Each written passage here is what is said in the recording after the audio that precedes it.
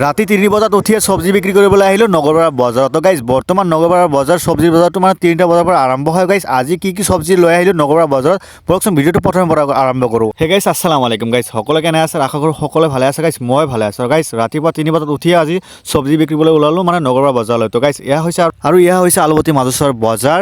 আৰু যিসকল মানুহে চব্জি লৈ যায় মানে সকলো মানুহ 2টা বজাত উঠিয়ে মানে চব্জি লৈ যায় নগৰপাৰা বজাৰলৈ, আৰু মই অলপমান পলমকৈ আহিলোঁ বজাৰলৈ। তো বৰ্তমান মই চব্জি লৈ আহি গাড়ীৰ পৰা নমাই মানে বাইকৰ পৰা আৰু চব্জি এটা আছোঁ মানে কাষ্টমাৰৰ বাবে ৰখি আছোঁ।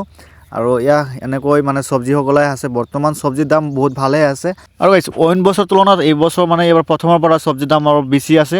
আৰু বৰ্তমান ঠাণ্ডা ছিজন, এই ঠাণ্ডা ছিজনত বহুত চব্জি মানে সকলো চব্জি উৎপন্ন হয়, যেনে ফুলকবি, বন্ধাকবি, মূলা, গাজৰ, মানে বহুত চব্জি ইত্যাদি। আৰু গাইজ মই চব্জি লৈ আহিছোঁ বেঙেনা আৰু লৈ আহিছোঁ জিকা। আৰু গাইজ এয়া হৈছে বৰ্তমানৰ ছিজনৰ চব্জি। ইফালে আপোনাৰ বিন, জলকীয়া, আৰু ইফালে হৈছে গাজৰ, বন্ধাকবি, ফুলকবি, মানে বৰ্তমান চব্জি সকলো এভেইলেবল। মানে এইটো ছিজনত যিহেতু চব্জি বেছি উৎপন্ন হয়, আৰু বৰ্তমান ছিজনত মানে দাম কম নাই, কিন্তু অইন বছৰতকৈ এইবাৰ এইবেলি মানে অলপমান চব্জিৰ দাম বেছি আছে। যিয়ে নহয় গাইজ মই চব্জিখিনি বিক্ৰী কৰি দিলোঁ।